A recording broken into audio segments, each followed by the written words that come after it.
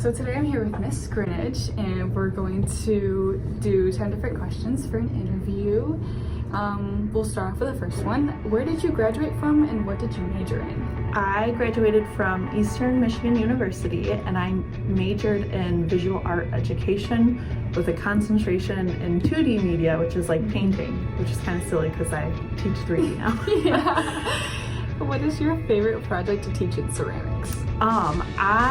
For ceramics 1, I love the pumpkins because it's kind of like fall theme and I usually have like overall crowd favorite, so that one's always fun. And then when I get to my upper level classes, I love teaching the pottery wheel. I haven't actually done the pottery wheel. You'll get there. We'll get there. We'll get there. If you weren't a teacher right now, what career would you choose? I always tell people my dream job is to be a business owner. I would love to open my own private pottery studio, but I want it to be like a coffee shop in the front, pottery studio in the back, and like you can see in the window, see like the pottery, and then like use the coffee cups that I've made for the coffee shop. I have a whole dream. That's so fun. When money falls out of the sky into my pocket, I might have to start my business.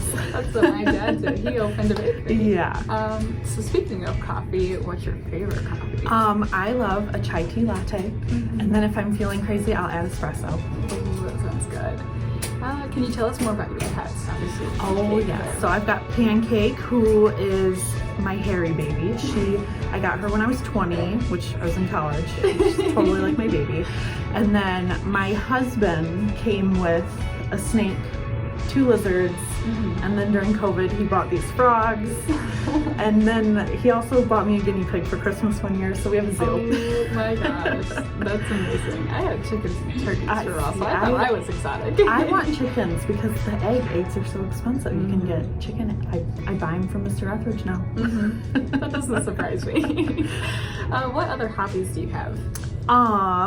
I think travel's pretty high up there. My husband and I have a bucket list to visit every national park in the United States. We bought like a cute poster and scratch off each park. So we always make a point to visit at least 2 or 3 a year. And then I feel like a big hobby of mine is just trying other hobbies. I like to try, like I've tried sewing, I've tried painting, I've majored in that, but I just am all over the place with hobbies. That's fun. Yeah. Did you get a little passport? Yes. Yeah, we have the same one. It's so fun. Let's see. What's the best piece of advice you can give about college?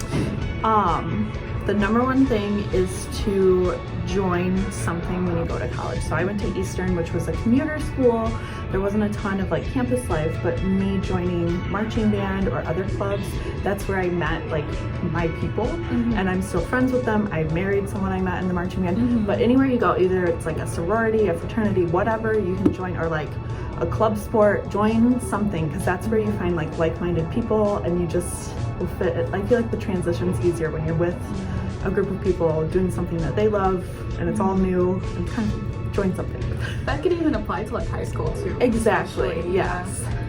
Let's see. What's your favorite type of music to listen to? I listen to a lot of music. I love my playlist, Miss Greenwich's Classroom Box on Spotify. But I like a lot of like indie music, more sometimes a little folky indie, but when I was in high school I was more like punk rock kid, big time. It's like a 360 there. Oh yeah, oh yeah. What's your dream vacation?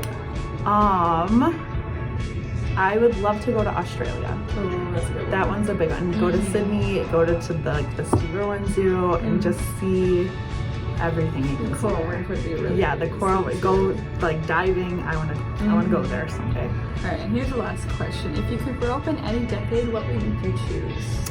Ooh, that's a fun one. I kind of like my decade because I'm at the tail end of millennial and the start of Gen Z, born in '96, so I don't really have a label.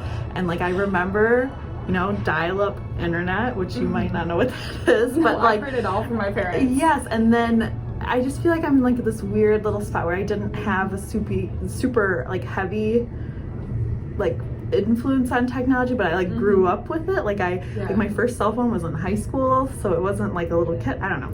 I kind of like where I'm at right now. Yeah, I like that. It's a good spot to be. My parents tell me all about like the 80s, and my dad's like just the tail end of the 60s kid. Yeah, 60s, 70s kid. So Yeah, he tells me all about it. I'm like, oh yeah, I know that. Yeah. Well, thank you for Of course. taking this interview. Anytime.